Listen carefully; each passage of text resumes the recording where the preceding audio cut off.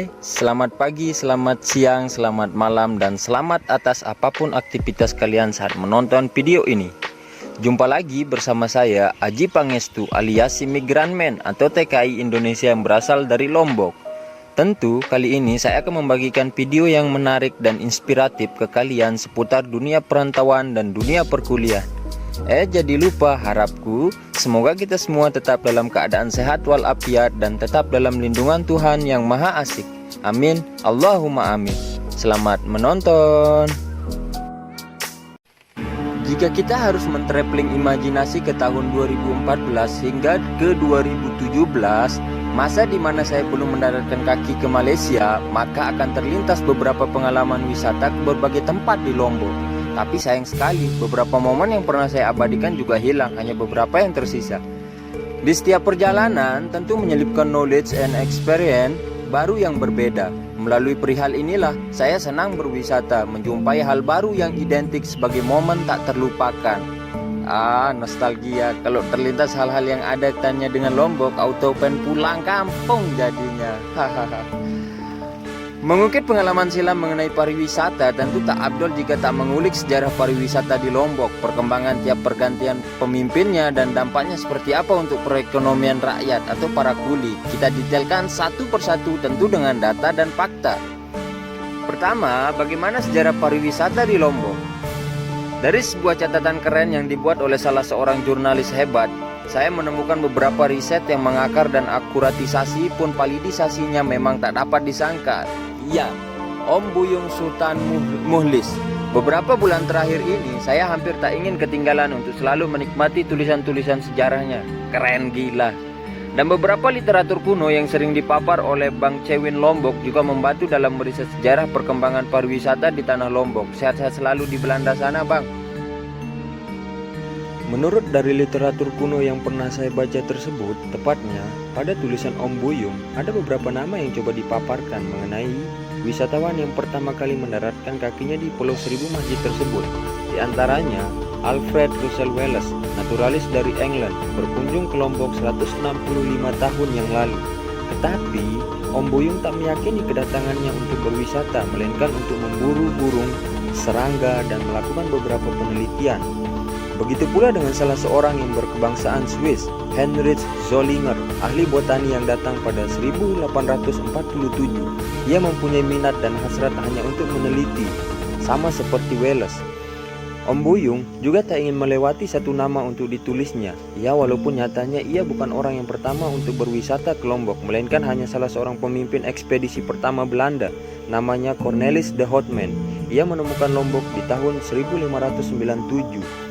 Nah, dari beberapa kunjungan orang ke Lombok dengan tahun beragam tersebut, Om Buyung menyimpulkan bahwa Franz Heger, kelahiran Brande San der Adler, Bohemia, Eropa Tengah, 4 Oktober 1853, yang merupakan kurator dan etnolog Austria, menjabat sebagai kepala Departemen Antropologi Etnografi di Museum Sejarah Alam Wina. Franz datang di tahun 1904, bahkan jauh sebelum Pulau Lombok di-branding sebagai destinasi. Jika merujuk buku Guides-Rock Netherlands India yang diterbitkan perusahaan pelayaran Belanda, Koninklijke Vaketvaart Maatschap atau KPM di tahun 1911. Jadi, semenjak 1700-an silam, tanah Lombok memang menjadi primadona asing. Sehingga dari kesadaran inilah gubernur atau pemimpin terdahulu sangat ingin memajukan pariwisata di Nusa Tenggara Barat, spesifiknya Lombok. Bagaimana meleknya pemimpin atau gubernur Nusa Tenggara Barat pada sektor pariwisata? Membahas perihal ini, saya lebih menarik untuk merangkum dari era Pak Warsito sampai Pak Zulkifli Mansah. Kayaknya kurang menarik aja jika dibahas dari berdirinya NTB setengah abad lebih yang silam. Menurut si Imigran Man yang fakir pengetahuan dan pengalaman ini sih begitu. Sektor pariwisata pada era Maijen TNI Dr. Haji Warsito atau gubernur 1988 sampai 1998 bisa disimpulkan gak muluk-muluk amat. Tetapi bukan tak ingin memajukan destinasi pariwisata di Nusa Tenggara Barat. Sebagai gubernur dan pengalaman beliau selama di dunia militer, tentu sangat memahami potensi yang ada di Nusa Tenggara Barat. Bahkan melalui sentuhan tangannya, tembakau yang kita kenal saat ini melegenda. Pilihan yang tepat bahwa menanggulangi kekeringan dan memanfaatkan lahan kering dengan ditanami tembakau tentu menjadi kebijakan yang keren dan hebat di masa itu daripada membangun pariwisata. Tetapi peletakan bandar udara kabarnya hasil dari buah pikir beliau, paradigma pikir yang sangat visioner. Lalu di era Dr. Andos Haji Harun Ar-Rasyid atau Gubernur NTB 1998 sampai 2003 juga sama. Beliau ingin memajukan pariwisata, tapi kesiapan dari sumber daya manusia tak mendukung. Masyarakat masih trauma dengan kebijakan Orba, di mana kebebasan berbicara dan berpendapat masih menjadi benalu. Gema Perima merupakan program yang sukses untuk menyadarkan masyarakat bahwa kebebasan itu bukan hanya sebagai isapan jempol belaka, melainkan hal yang nyata adanya. Kemudian pada era Haji Lalu Serinata atau Gubernur NTB 2003 sampai 2008, gerbang pariwisata mulai dibuka. Anggaran digelontorkan oleh pemerintah pusat. Ada 15 destinasi super prioritas di masa itu, yakni di Lombok 9 destinasi dan 6 di Pulau Sumbawa. Bagaimana ketika Nusa Tenggara Barat dipimpin Dr. Tuan Guru Bajang Zainul Majdi MA? Sudah sebagai pengetahuan umum dan tanpa sangkal bahwa pada kepemimpinan beliau selama 2 periode atau 10 tahun, periode pertama diwakili oleh Badrul Munir dan periode kedua oleh Muhammad Amin, beberapa sektor seperti pertanian, peternakan, infrastruktur memang kita rasakan kemajuannya. Kecepatan memang signifikan. Sehingga tak heran gubernur yang kerap disapa TGB atau Tuan Guru Bajang ini dibanjiri beberapa penghargaan. Bagaimana dengan sektor pariwisata?